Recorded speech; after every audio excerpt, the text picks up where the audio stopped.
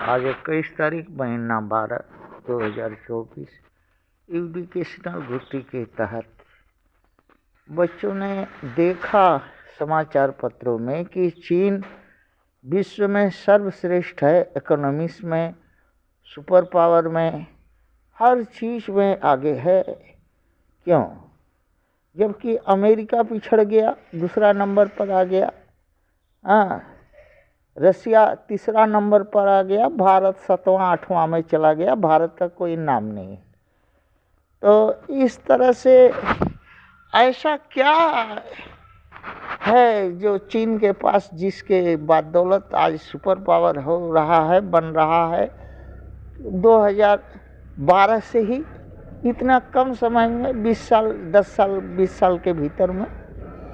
उसका मूल कारण एक ही मंत्र है, इगालिटेरियन व्यू।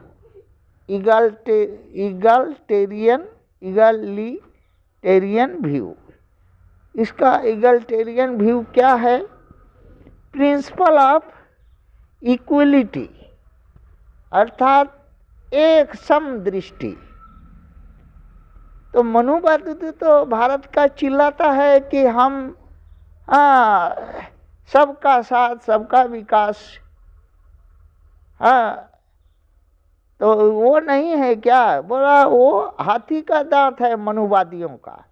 गांड से बोलने वाला वो बात है, मुंह से बोलने वाला, गांड से बोलने वाला बात है, हाथ से करने वाला नहीं है।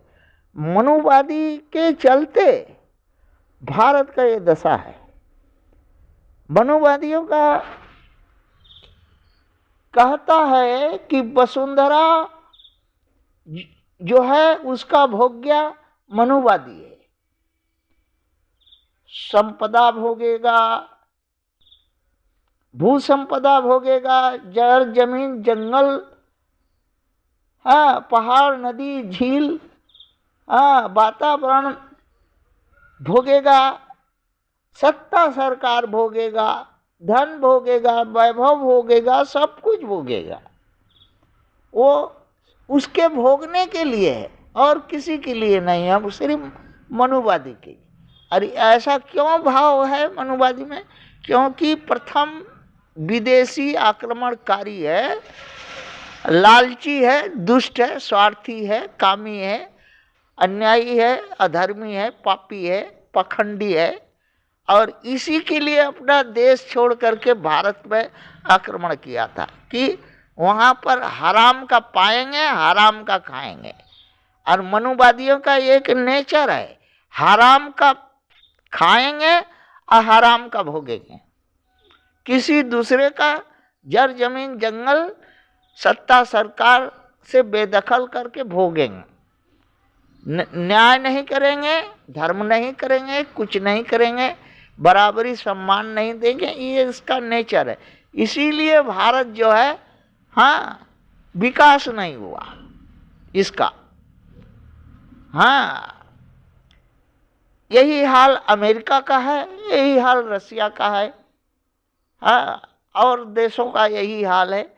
चीन में इसी एक मंत्र के चलते इगालिटेरियन व्यू, अर्थात प्रिंसिपल ऑफ इक्वलिटी, जमीन का, जंगल का, भू संपदा का, वातावरण का, नदी तालाब पहाड़ का, ऊसर बंजर रेगिस्तान पर, सब में वहाँ का मूल निवासी जो नागरिक है, वहाँ का रहने वाला है, उसको हिस्सादारी किया है। उसी में कोई अमीर है, बिजनेसमैन है, पूंजीपति है, तो जो अमीर है, पूंजीपति है, जो लैंडलॉर्ड है, वो सब का जमीन छीन लिया, धन ले लिया सरकारीकरण करके, और उस धन से इंडस्ट्री लगाया। धन मालिक नहीं है, इंडस्ट्री चलाने वाला है वहाँ का। अगर 100 रुपया कमाया है तो 90 रुपया सरकार को दे देना होगा, 10 रुपया उसका होगा। वैसे खेती में जिसको ज़मीन चाहिए, वहाँ डिस्ट्रीब्यूशन के आधार पर 1 एकड़ ज़मीन वहाँ प्रत्येक कृषक को मिलती है। उसका पर्चा दे देगा, और जो तो वो खाओ, और ज़्यादा जमीन चाहिए तो हाँ, एक जो बचा हुआ जमीन होता है उस पर सामूहिक कृषि का काम होता है। सभी लोग गांव में जो काम करेंगे उसमें उसके हक बराबरी हिस्सेदारी के हिसाब से उसमें उसका मार्केट बना है, मंडी बना है, कोऑपरेटिव सोसाइटी बना है, वहाँ बेचने, कीनने, खरीदने, लेने देने सब सुविधा, ट्रांसपोर्टिंग, बिजली, पानी, हर रक्षा सुरक्षा सारा कुछ गवर्नमेंट देखता है। मगर भारत में मनुवादी हाँ गणियों से भी खाता है, मोहों से भी खाता है, तो भी इसका पेट नहीं भरता है। जो कुछ है इसी के लिए है।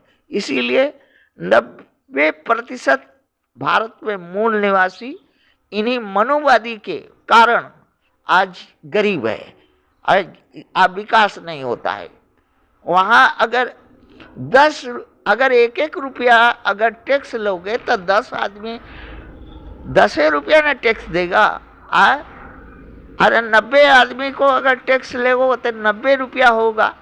वहाँ सरकार यही थ्योरी पर है कि 85 भाग जो गरीब दुखिया मध्यवर्ती मिडिल फैमिली है उसको सुविधा करो, कमाएगा, टैक्स देगा, सरकार का मदद करेगा, सरकार आगे बढ़ेगा। और यहाँ 10% को हाँ सारा भारत का जमीन दे दो, भारत का इंडस्ट्री दे दो, भारत का कल कारखाना दे दो, और बाकी खदान से लेकर के भू संपदा सब उसी 10% का दो, और साथ साथ में उसी को MP MLO बनाओ, बाकी और लोग लाड़ चाटेगा। इसीलिए जब जनता भारत का 90% लाड़ चाटती है तो भारत क्या करेगा? लाड़ नहीं चाटेगा तो और क्या करेगा? थैंक